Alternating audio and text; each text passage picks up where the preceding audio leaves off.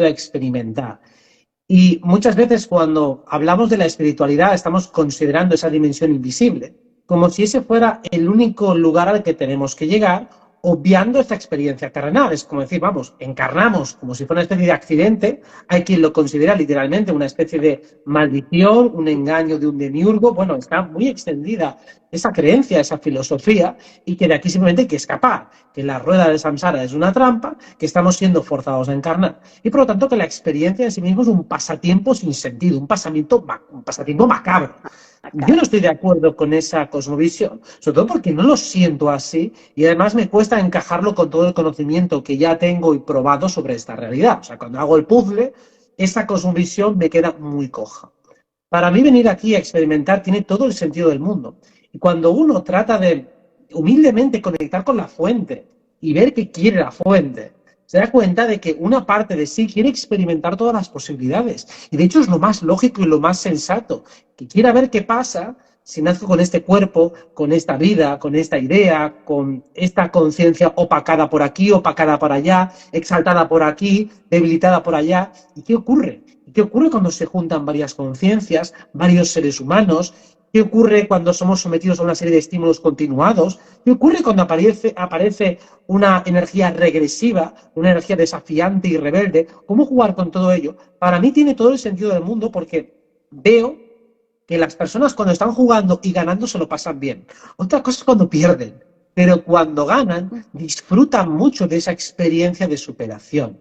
Entonces creo que, al igual que existe un escapismo espiritual, personas que utilizan las técnicas para evadirse y para tratar de solucionar sus problemas sin afrontarlos, también tiene que existir por fuerza una capacidad, una llave para poder resolver las problemáticas aquí abajo y que eso en sí mismo sea la experiencia espiritual. Esa es la información que le mandamos a nuestra parte crística, a nuestra parte divina, para que aprenda y se nutra de la experiencia. Entonces, para mí, el comprender los 4 elementos, y ahora si quieres entramos mucho más al detalle en ello, significa comprender la mecánica de esta realidad, tanto aquí en este lado como en los otros lados, como en otras dimensiones, porque en el fondo hay un montón de paralelismos. Entonces, cuando uno entiende esta dimensión, la honra y la dignifica, bueno, ya está teniendo una experiencia espiritual.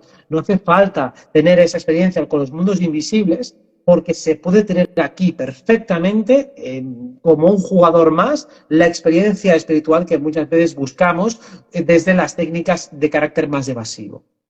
Vale, pensemos un poco en el elemento tierra dentro de la astrología, que es el que se refiere a la corporalidad. Es lo que comúnmente llamamos como segunda dimensión. Nuestro cuerpo de segunda dimensión es la parte biológica.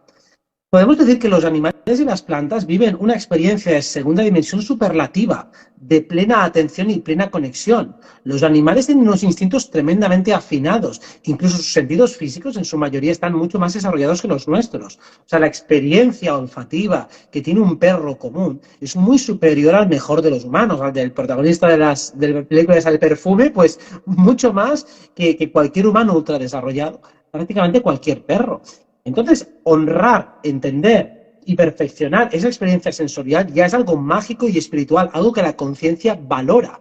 Poder ser un delfín, poder ser un águila, poder ser un perro, poder ser una cucaracha, todo eso tiene una vertiente perfectamente digna e interesante en términos concienciales. Cuando nosotros estamos en este cuerpo de segunda dimensión, en este cuerpo biológico, podemos honrar de los sabores, de los olores. Con lo cual, los que proponen una vía de abstención, de no tomar absolutamente nada, digo, es que tienes que cuidar al cuerpo. Hombre, pero cuidarlo no es maltratarlo. O sea, si el único objetivo es crear una especie de longevidad artificial a base de prescindir de todo aquel elemento que te pueda dar un poco de placer porque tiene algún tipo de tóxico que puede que lo tenga, no creo que sea la experiencia que hemos venido a buscar, o por lo menos a mí no me resuena nada.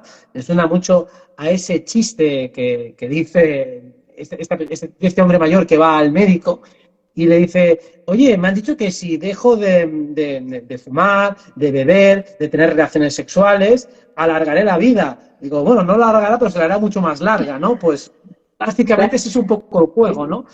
Pues me parece a mí que prescindir de la experiencia corporal o incluso maltratarla, hacer ver que es un error, que incluso cuando se habla de densificar, ¿no? No, que esto te densifica, esto te baja la vibración. Digo, bueno, pero es que esto no es una carrera a ver quién tiene más vibración. si ya cuando desencarnes tienes una vibración más alta que esta, solo por desencarnar. Entonces la idea sería, ¿eres capaz de mantenerte aquí en una experiencia de cooperación y de interacción de máximo nivel? Y eso significa que tu vibración va a fluctuar. Y que fluctúe no es malo, porque insisto, si una persona sube demasiado su vibración hasta que el nivel de tierra, el cuerpo está totalmente purificadísimo hasta el punto máximo, lo que ocurrirá es que se va a hipersensibilizar tantísimo, que no va a poder soportar nada. Uy, este sonido es muy alto. Uy, he rozado un chicle y ya me ha entrado una llaga en la boca. He olido un poco de fritanga y ya me ha entrado un sarpullido por el cuerpo. O sea, tu cuerpo se va a hipersensibilizar, tanto que se va a volver débil. Es decir, no estás haciendo fuerte al cuerpo por el hecho de negarlo o el hecho de tenerlo extremadamente bajo cuidados máximos. Lo mismo que una mente se entrena dándole un poco de caña, poniéndole un poco de desafíos, cuando le obligas a memorizar, a hacer retos intelectuales, el cuerpo también, del mismo modo que lo entrenamos físicamente para que esté en mejor forma. Entonces tiene que haber un equilibrio entre no maltratarlo y tampoco entrenarlo hasta los niveles extremos. O sea, el maltrato sería comer todo el rato porquerías, por ejemplo, darle de drogas y malgastar absolutamente toda la energía sexual como un salido. Y el otro extremo también sería esa manera de funcionar tan austera, tan torturadora, que finalmente, lejos de hacerte o de tener un cuerpo saludable, lo que te hace es que tengas un cuerpo igualmente torturado y debilitado. Ambas formas son igual de molestas y de complicadas. Y lo mismo, entrando un poco en el tema, venimos aquí a experimentar. Entonces, cuando estés en otro lado, tu olfato no va a funcionar igual que aquí. No vas a poder degustar los manjares que hay aquí. Bueno, pues aprovéchalos. Yo no digo que abuses de ellos, pero aprovéchalos. Porque aquí mantener el equilibrio entre todas las dimensiones es lo que hemos venido a experimentar en primera instancia. A vivir esa multidimensionalidad aquí. Ya no solo oyéndonos a otros lados, que está muy bien y que nos encanta, pero sabiendo que el centro básico lo tenemos justo en esta dimensión. En interacción aquí por las redes, con la comunidad, desde este despertar, o sea, mucha gente lo está pasando súper bien, ¿no? Hay personas que a lo mejor venían con una vida común y después del 2020, bueno, fueron como un antes y un después. Pero hay otros que si bien se sienten despiertos, me dicen, bueno, yo me siento muy cansada o deprimido o triste o no sé cómo arrancar. El déficit energético sucede cuando nosotros vamos en una dirección en la cual encontramos una oposición fuerte. O sea, lo que nos genera un esfuerzo, al igual que físicamente si levantas un peso, es porque hay algo que va en dirección contraria y que está ejerciendo esa oposición. Lo mismo sucede en todos los niveles energéticos. A mí me gusta estudiar las adicciones como modelo donde la energía que se mueve allí es altísima. Porque cuando uno está enganchado a algo, significa que eso te atrae de tal modo que dejas de dormir, dejas de comer, o sea, lo que la adicción sea la comida, pero en todo caso, te atrapa de tal modo que ignoras todo lo demás. Así que realmente una adicción es un lugar de plena eficiencia energética. Significa que te está dando placer a un nivel muy rápido y con muy poco esfuerzo. Realmente, lo interesante sería encontrar una actividad o modelo de vida que nos genere una cierta adicción positiva. De hecho, la adicción se considera negativa por las externalidades, no por el enganche que te genera, sino porque eso te lleva a descuidar otras cosas y además genera consecuencias negativas por la naturaleza de la propia actividad.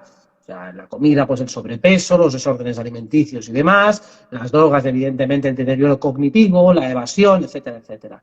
Pero realmente, si entendemos que en esta vida hay cuestiones, hay cosas que nos atrapan, que nos gustan y que nos cuesta muy poco esfuerzo dedicarles energía, entonces entenderemos que si estamos gastando energías porque no estamos orientándonos hacia las cosas adecuadas. Si algo no me apetece, me genera un desgaste de energía tremendo hacer algo al respecto. Me puedo cansar muchísimo haciendo algo básico solo por el mero hecho de que no me apetezca. Mientras que si algo me apetece, te lo hago ya, sin ningún tipo de problemas y a vuela pluma, rapidísimo. Entonces, ¿de qué depende el desgaste energético? Del match que hemos hecho con nuestro objeto de deseo. Si realmente estás frente a algo que deseas mucho, no te cuesta nada. Otro de los temas que más sirve para entender esto es el enamoramiento. Cuando una persona está enamorada, de repente está insuflada con una energía poderosa y por el mero hecho de querer complacer a otra persona, de gustarle o lo que sea, la cantidad de esfuerzo que hace sin tensión psicológica, o sea, con apetencia, con fuerza, con potencia, con brillo y con vigor, es tremendo. Y no le cuesta nada, sale solo. Entonces, cuando uno se enamora de la vida o se enamora de actividades o se enamora de sus proyectos, de sus retos y sus desafíos, siempre va a tener esa retroalimentación energética positiva. Mientras que si uno intenta llevar esa disciplina de hacer cosas que no quieres, el sobreesfuerzo es tremendo.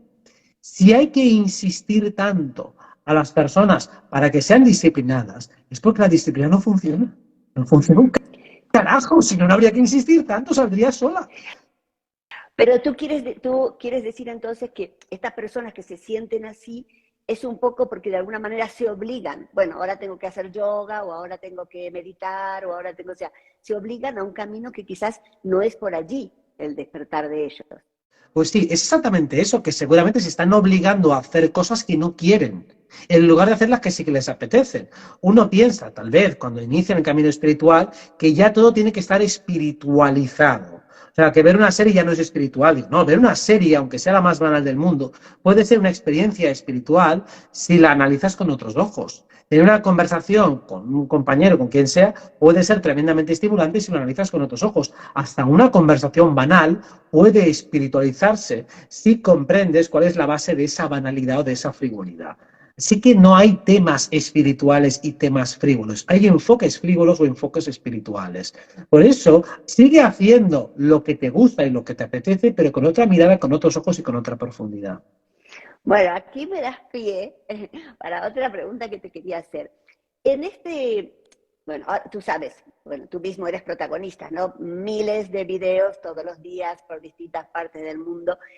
¿Crees que hay también entre esas personas que ahora comparten, sin nombrar a nadie, algunas que están, por así decirlo, para confundirnos, Robert, o para darnos información que no es la...